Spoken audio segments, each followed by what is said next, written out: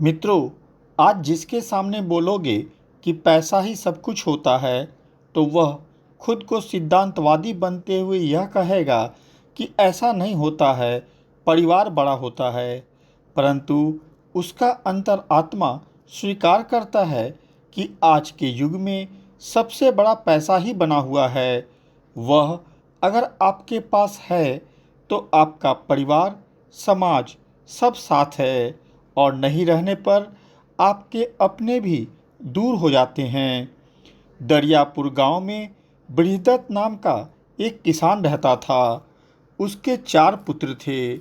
परिवार पूरा भरा पूरा हुआ था। किसान की माली हालत भी काफ़ी अच्छी थी।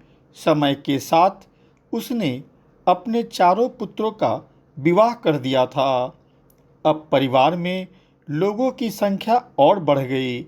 सब कुछ सही चल रहा था। समय ने धीरे धीरे करवट बदला और किसान की पत्नी एक भयानक रोग के चपेट में आ गई। उसके इलाज में इतना खर्च गिरा कि किसान को अपनी बहुत सारी जमीन बेचनी पड़ गई। धीरे धीरे किसान की माली हालात खराब होने लगी और अंततः एक दिन उसकी पत्नी की मृत्यु हो गई। अब किसान काफ़ी उदास रहने लगा। उसे अब खेती करने में न मन लगता था, न खेत में जाने की इच्छा होती थी। घर में आमदनी कम आने के कारण धन के लिए चारों भाइयों में झगड़ा और झंझट शुरू हो गया। चारों बेटे अपने पिता को ही कोसते थे कि क्यों सारा जमीन इलाज के लिए बेच दिया। अब उनका आय का जरिया कहाँ से आएगा। पैसों की दिक्कत होते ही पुत्रों को अपने पिता ही दुश्मन नजर आने लगे। धीरे धीरे विवाद इतना बढ़ गया कि चारों बेटे बारी बारी से अपने बुजुर्ग पिता को छोड़कर शहर की ओर कमाने चले गए। अब बेचारा बुजुर्ग किसान घर में अकेला पड़ गया। खुद ही अपने लिए भोजन बनाकर खाता था। एक समय ऐसा आया कि घर में अब खाने को अनाज के दाने भी नहीं रहते थे। ऐसी स्थिति में बुजुर्ग किसान हिम्मत जुटाया कि उसके पास जो भी छोटी सी खेत बची है, उस पर ही कुछ उपजाया जाए, ताकि 2 वक्त का भोजन मिल सके। पैसा न होने के कारण उसके चारों पुत्र उसका हाल चाल तक नहीं लेते थे। बृहदत्त रोजाना खेत जाता था और फसलों के लिए कार्य करता था। एक दिन धूप बहुत कड़ी थी। गर्मी के कारण बृहदत्त एक पेड़ के नीचे भूखे पेट बैठा हुआ था और अपने बारे में सोच रहा था कि पैसों में कितनी ताकत होती है। जब तक उसके पास था, सारा परिवार उसके साथ घर में रहता था। पैसा खत्म होते सब मुंह मोड़ लिए। ऐसे में अपनी पत्नी को याद कर वह रोने लगा कि आज अगर वह होती तो 2 रोटी बनाकर जरूर खिलाती।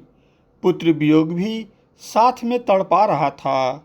ऐसे में कहीं से एक मोड़ आकर बृहदत्त के पास मंडराने लगा। वह काफी करीब आकर बृहदत्त को देखे जा रहा था। बृहदत्त को लगा कि शायद यह भी भूखा है। उसने अपने पास खाने के लिए जो बाजरा और पानी रखा था, वह उस मोर की तरफ बढ़ा दिया। मोर उस बाजरे को खाकर पानी पिया और उसके पश्चात वह मोर एक गंधर्व रूप में परिवर्तित हो गया। पहले तो बृहदत्त डर गया, पर गंधर्व के समझाने पर वह शांत हो गया। फिर उस गंधर्व ने कहा कि मैं तुम्हारे बारे में सब कुछ जानता हूँ, कारण कि मैं इसी बरगद पर कभी कभी आकर रहता हूँ। तुम्हें स्वीकार करना होगा कि यह कलयुग है। यहाँ कोई किसी का नहीं होता है। सब कुछ आज पैसा ही हो गया है। तुम चिंता नहीं करो। आज तक तुमने अपना फर्ज ईमानदारी से निभाया है, इसलिए मैं तुम्हारी मदद करने आया हूँ। इतना बोलकर उस गंधर्व ने अपने पास से एक पोटली निकालकर बृहदत्त को दिया और बोला कि लो, इसमें 100 से ज़्यादा स्वर्ण मोहर है। इसे बेचकर तुम कुछ ज़मीन पुनः खरीद लो और खेती के काम को आगे बढ़ाओ। इससे तुम्हारे पुराने दिन फिर वापस आ जाएंगे। पोटली देकर गंधर्व वहाँ से ओझल हो जाते हैं। बृहदत्त को अभी भी विश्वास नहीं हो रहा था कि उसके साथ क्या हो रहा है। वह घर जाकर जब पोटली खोला तो पाया कि उसमें 150 स्वर्ण मुद्राएं थीं। उसे खुशी का ठिकाना नहीं रहा। उन मोहरों में से कुछ मोहर बेचकर उसने अपने आसपास की काफ़ी ज़मीन खरीद लिए। अब खेती पैदावार भी काफ़ी होने लगी। 1 साल होते होते बृहदत्त पुनः संपन्नता की ओर बढ़ने लगे। बृहदत्त के दिन अब पहले से भी अच्छे हो गए थे। दूसरी ओर उसके संपन्नता की खबर पुत्रों तक भी पहुंचने लगी। उन सबको आश्चर्य तो हुआ, परंतु मन में लालच समा गया। धीरे धीरे उसके सारे पुत्र परिवार सहित गांव वापस आने लगे। उन सबको वापस आते देख बृहदत्त भी काफ़ी प्रसन्न होने लगा। बहुएं भी बृहदत्त का सम्मान काफ़ी करने लगीं। उन्हें समय पर खाना पानी भी मिलने लगा। उसके पुत्र भी उसे सम्मान देने लगे।